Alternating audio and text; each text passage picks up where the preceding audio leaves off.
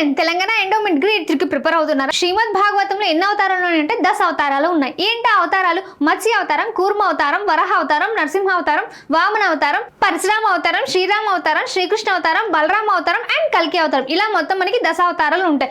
10 అవతారాలని single line లో తెలుసుకుందామా?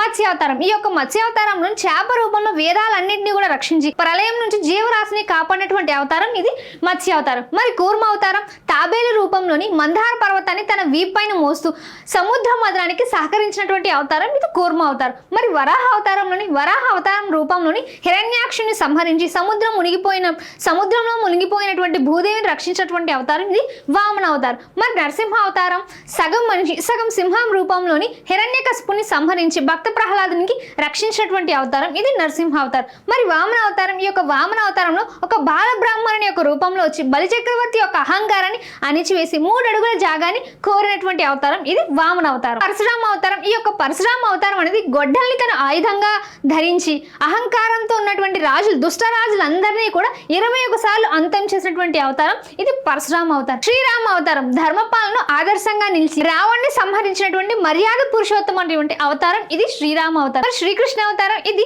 దుష్ట శిష్ట రక్షణ కోసం కంసుని సంహరించి గీతను బోధించినటువంటి పూర్ణ అవతారం ఇది శ్రీకృష్ణ అవతారం. మరి బలరామ అవతారం నాగల్ని తన ఆయుధంగా ధరించి శ్రీకృష్ణుడికి తోడుగా అధర్మాన్ని ఎదిరించినటువంటి అవతారం ఇది బలరామ అవతారం. మరి చివరిగా కల్కి అవతారం. ఈ యొక్క కల్కి అవతారం అంటే ఇది కలియుగ అంతంలోని ధర్మాన్ని పునర్స్థాపించడం కోసం తెల్లని గుర్రం పైన ఖడ్గంతో రాబోయేటువంటి అవతారం ఇది కల్కి అవతారం. ఇలాంటి మరెన్నో అప్డేట్స్ కోసం మన పేజ్ ని ఫాలో కొట్టండి అండ్ మన ఛానల్ ని సబ్స్క్రైబ్ కూడా చేసుకోండి. Thank you.